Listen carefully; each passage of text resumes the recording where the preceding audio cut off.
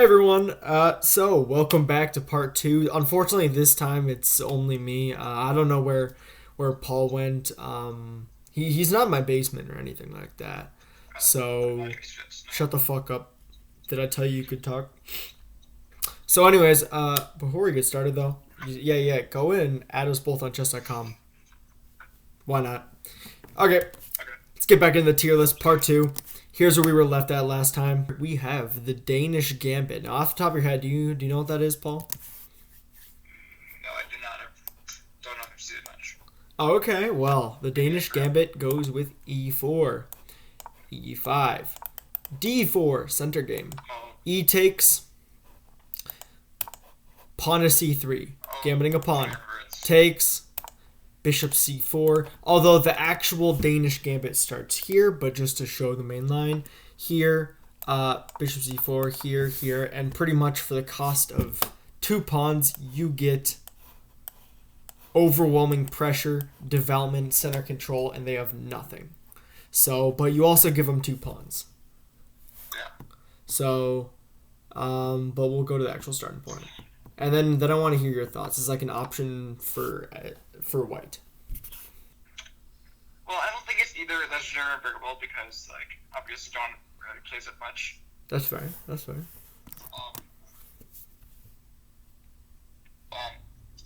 I think it's either legit because I do like the idea of getting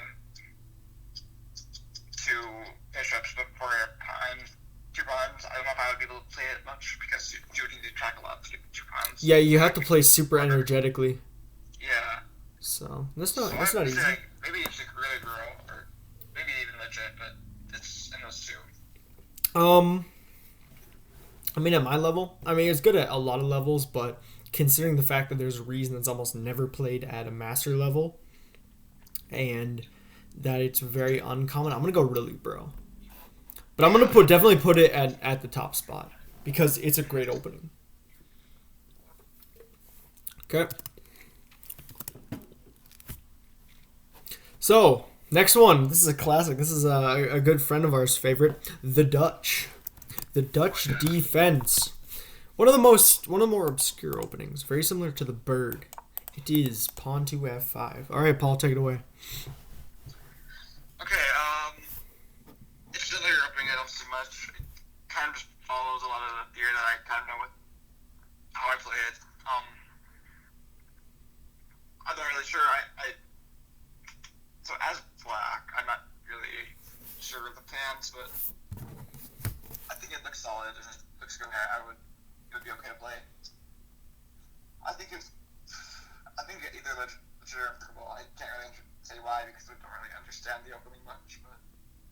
I don't know. I'm going to put it in legit. I'm being so for real. For the simple reason of my opinion is the same for the Dutch and F4 in the first move, the bird. Like, it's obscure for a reason, which is that if we look at the eval, the computer agrees, and it's already, you're giving white a ton of central space, ton of activity. It's hard to play against because there's a lot of maneuvers, and a good Dutch player will lock the board and then use their knights very well, and it can be very hard in pressuring. But if you know anything against the Dutch, and they're anti-Dutches, and I don't see that I can put it higher, especially considering in like the tier above legit, we have like the Accelerated Dragon and Caro Kann. Like it, Dutch, it's gonna go at the bottom. So, all right, now one we're both very familiar with, the English. I'm putting this in in legendary tier, but we'll talk about why. I'm not even gonna talk about the one. I've found a ton of success, but you go first because I taught it to you. The English opening. Okay. From a perspective of someone lower rated. Okay, so not only does no one know what to do against it because you don't see it as much because it needs a lot of position knowledge and all the other stuff. It's because you need to be able to get away with a lot of different things. And the people playing black are just doing what they think is right. You know what you're doing, and then you kind of just prove that you're better. So I think that's a huge point inside of that. It's just a good surprise. But also, it's also really good for positional. You get to get open position where with theory and stuff. So, and with variation, I played button to get a good attack if the black plays most comfortable moves that you would think, or else just be nice stuff. Yeah, no, I think you said it greatly. It's played by everyone, everything, and I think that it is such.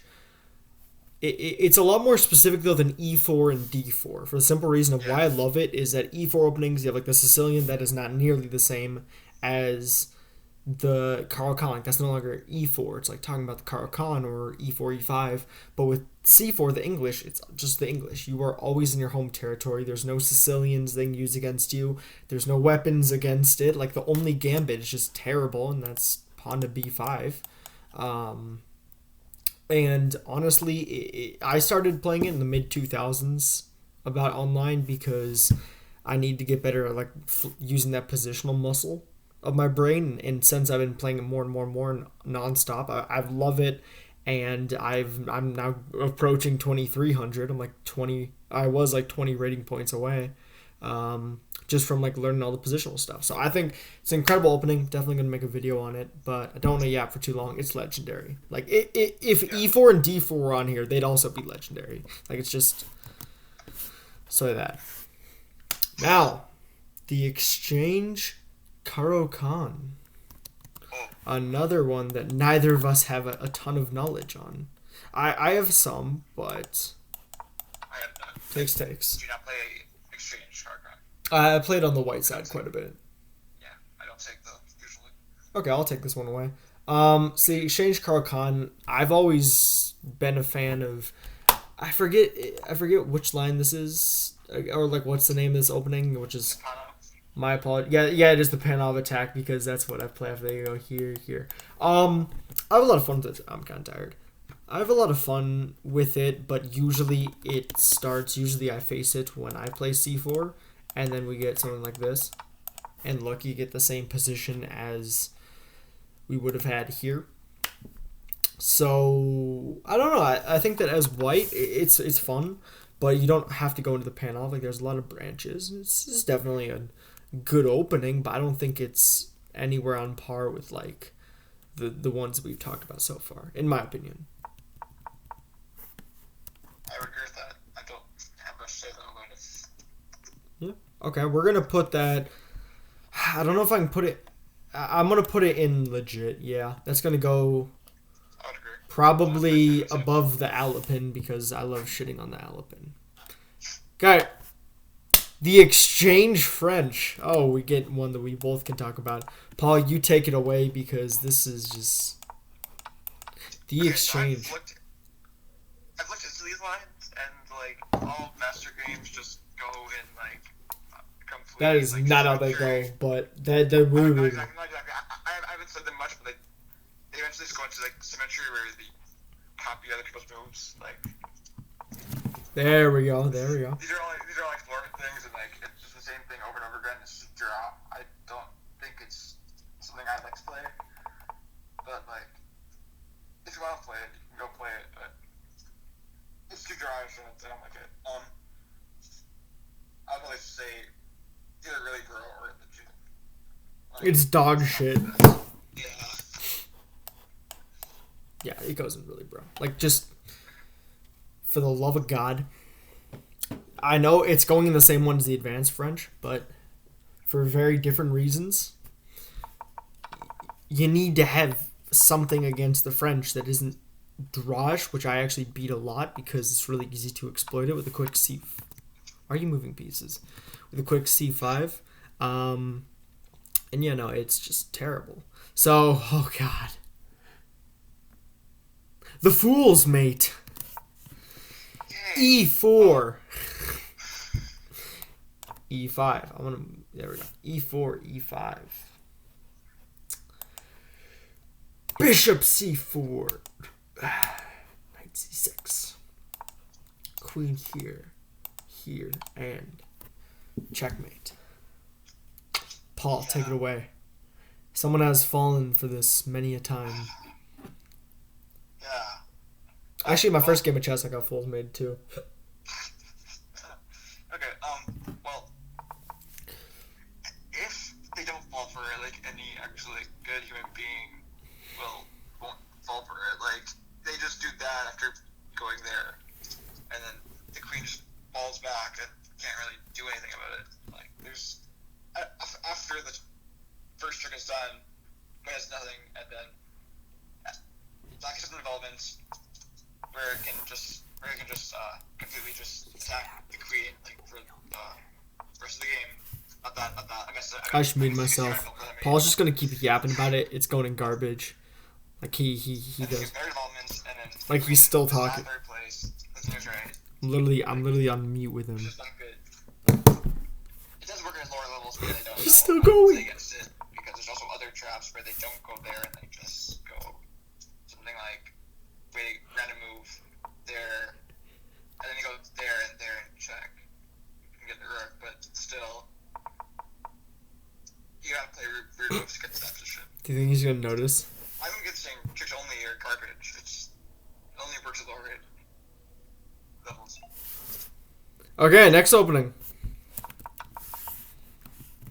So, 4 Knights Italian game. Ooh, funsies. Funsies. E4, E5, Knight F3, Knight C6, Knight C3, Knight at F6, Bishop C4. The 4 Knights Italian variation. Usually seen at ELOs under 1,000, but occasionally a master will play it. So, credit where credit's due.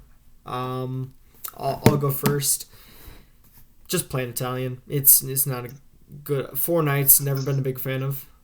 I prefer to be a lot more flexible with like C3 moves, but this is just like it just feels like something you would play when you're first taught to bring out the knights and the bishops.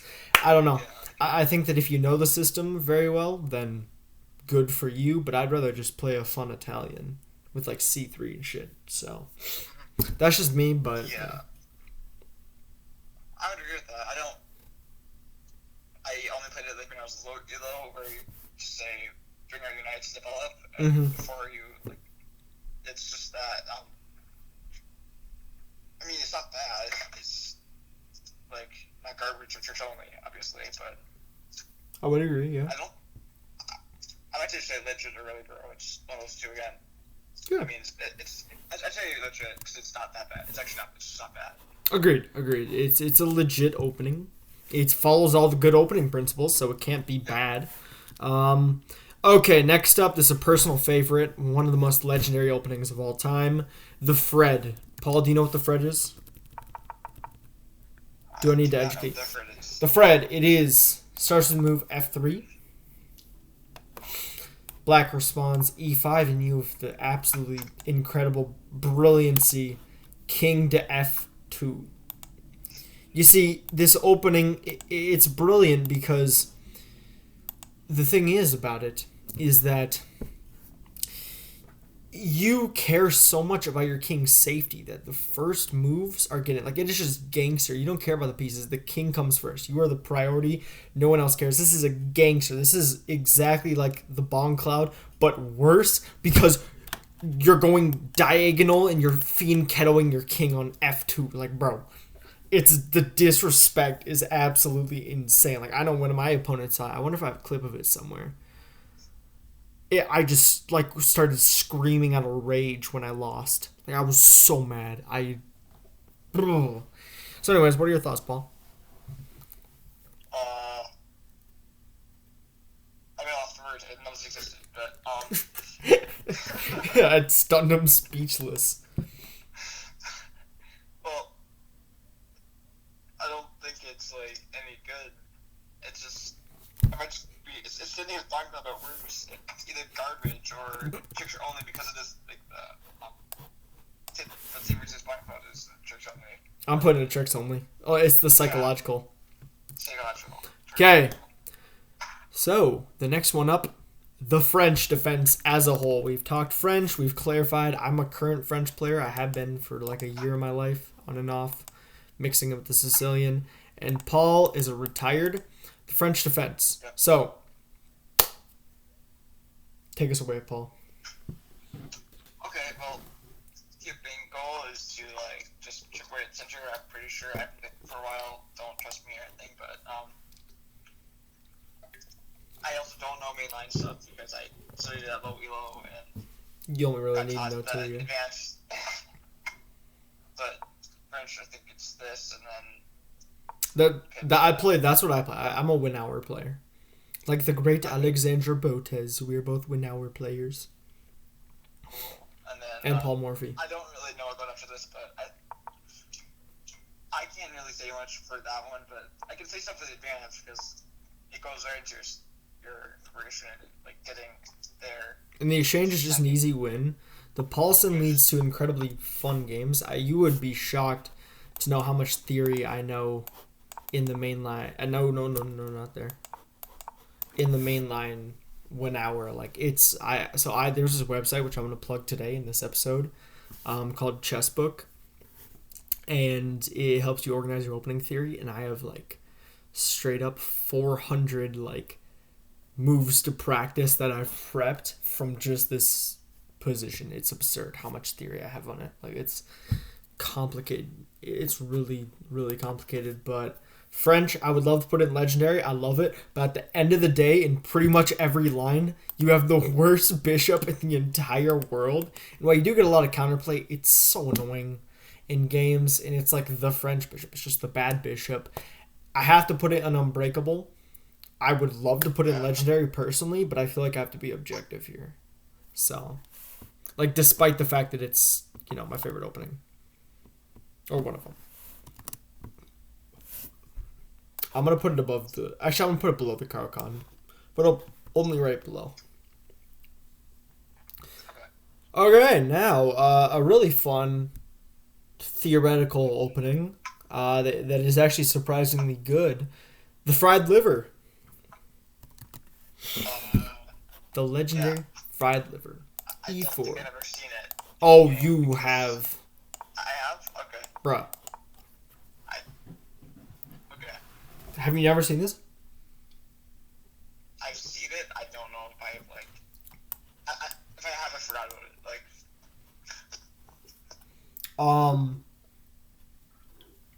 I mean, if your opponent does something dumb, you just win instantly. So it's fascinating. And the main I line, haven't did this spread at all, so like. there is only really one accepted way to play. The only accepted way to play is this. Takes, and then here. And then we get something hyper complex like this. Takes. Bishop there first. Then we get stuff like knight d5, and it just gets hyper. Basically, that's the Polario. Super complex opening. I don't think I can put it in any of the top tiers. I would have to put it at legit. Like, it's a good opening, especially at lower elos. The fried liver will win you a lot of games. So I'm gonna put it in legit. Probably towards the bottom. Like, it just barely makes legit. Oh, but next up, though, is one that I don't think can even be debated, which is the Giuoco Piano. This is an opening that I've taught a lot of students. The Giuoco Piano with c3. This is how I like to play the Italian on the rare occasions that I play e4. It's not that rare. I have like 6,000 games with e4. Just on this account. But regardless, super fun. Played at every level. Hans Niemann's favorite. Sorry, I don't know why my brain's tripping. Hyper complex, super theoretical, always being updated. It is pretty much as similar to the Roy Lopez as you can get without actually playing the Roy Lopez. So, incredibly diverse, incredibly flexible. There's so many systems. You go for system of this, blind go for system for this, and it's like, literally, there's so many ways to play. Bishop goes back here, castle, and that goes here. Bishop can go out to like here. Like, it is hyper modern, hyper complex. If that's not legendary, I don't know what is. I would agree. I don't know. I've played the Italian in a while, so like. It's understandable. Giuoco Piano. I'm gonna put the English at the top of legendary. It's the number one opening so far. Looks like we can get through a few more. Next up, Branching off of the closed Sicilian, we get specifically... Oh, that is not a Sicilian. We get the Grand Prix attack with F4. Very fascinating, very aggressive. It is the main way of playing the closed Sicilian, along with bishop to here. And leads to some really big attacks, especially if black goes g6, because it can potentially become a hook. So I'm gonna have to rank it same as the closed Sicilian. Yeah. Because I don't really know what to do with this position because I feel like I'm always explaining it wrong, and I don't know. Because I feel like I've seen it, how to do it, but I feel like I do it wrong every time. It's weird. It's like, not easy to play against. Yeah. Grand Prix. Yeah. Grand Prix is probably going to go in Unbreakable. Because, actually, I'm going to put it one lower. Simply because closed Sicilian has more branches. And the Grand Prix is just one of those. So that's going to go in legit. And next up, we have the legendary, the first of the G's. Actually, it would be the second, the mid one of the G's. I'm tripping. The GROB.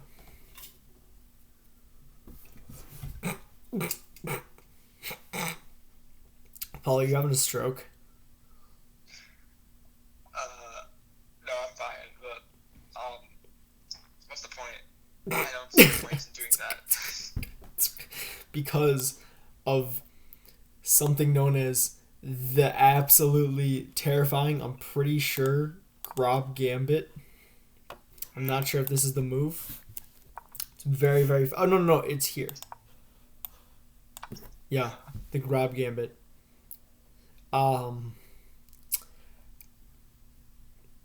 Can't explain it. I can't defend it. And if I play it, it's because my opponent is either like 700 rating points below me, like Paul, or because I want to shit on their face, pretty much. So it's garbage. It's just garbage. Fred and Boncloud at least have like a severe psychological advantage. Oh, and of course up next, the Grunfeld. Simply incredible opening.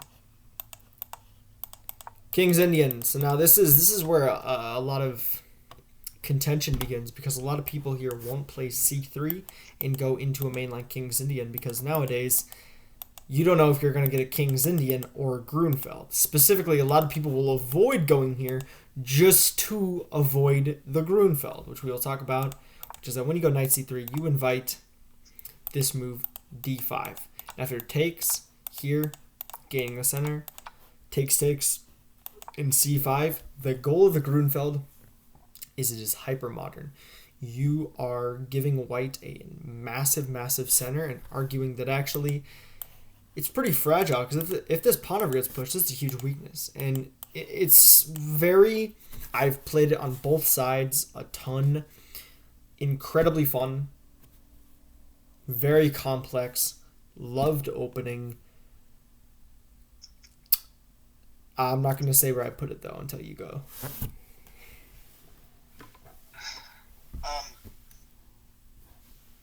Yeah, I think I like the white side of this. I don't know if I've ever played the black side, even though you get like a counterattack. Grunfeld players are very scary. If you play the Grunfeld habitually, and like if you main it, like I've dipped my toes in it, sure, but if you main the Grunfeld, you are terrifying. And I'm just gonna say, Grunfeld players, good Grunfeld players, bro, it is horrible to play against. They're so good. Ugh. Yeah, but I do like the censure, but you do have some weaknesses. I don't know. I'd say it's breakable. I don't have a solution here just because of the things go into it, but yeah, I think it's so hard, but I don't know if it can contend with the Catalan or the Berlin or the English. Like, I'm gonna have to put it at the top of Unbreakable. Great opening though. And now for, I believe, the final one we will be covering today, the Hippo.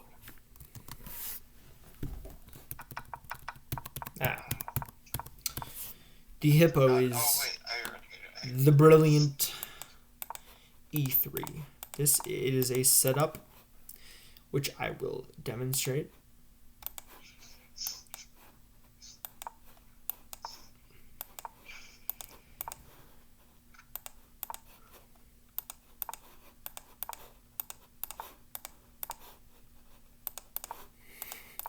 This is the Hippo. The Hippo system. I'm not sure what psychopath came up with this, but I play it in Bullet a lot and I win a lot because you can just pre-move all of it, and it's really funny. And it's just terrible. Yeah. There's no. Just don't play this. Or if the cow isn't on here because it's a really new opening, that would not make it. Or to the egg. I gotta flip that one. The egg, the Gotham chess opening, yeah, Hippo, garbage. Actually, yeah, we have room to do one more. Let's do more. The Italian. I wasn't sure what I'll talk about. Let's do it. So, the Italian, we've already talked about the Giuoco Piano, but I believe that I may need to swap out the Giuoco Piano in Legendary for the Italian, which is, it goes on par, it is with the Roy Lopez, one of the oldest, most theoretical openings of all time, contending with the Roy Lopez or the Sicilian. So it is very, or like the Queen's Gambit, like it is very traditional. It's exactly how you should be playing. It's been played for who knows how long. Played to this day, it is held in incredibly high regard. Especially as the white piece is E4, you usually at the master level only play the Italian or the Roy Lopez, so it has to go in Legendary. I don't know if I can put it anywhere else. Yeah, there's no other way to put it. Like, it's played by Masters for like the longest time ever.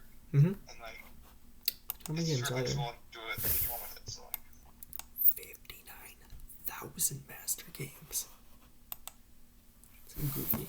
Okay. So Giuoco Piano's getting moved down to Unbreakable, and Italian up to Legendary, and I think this is where we're gonna have to end this episode. So, hope you all enjoyed. Paul, what do you have to say? see you in the video. What?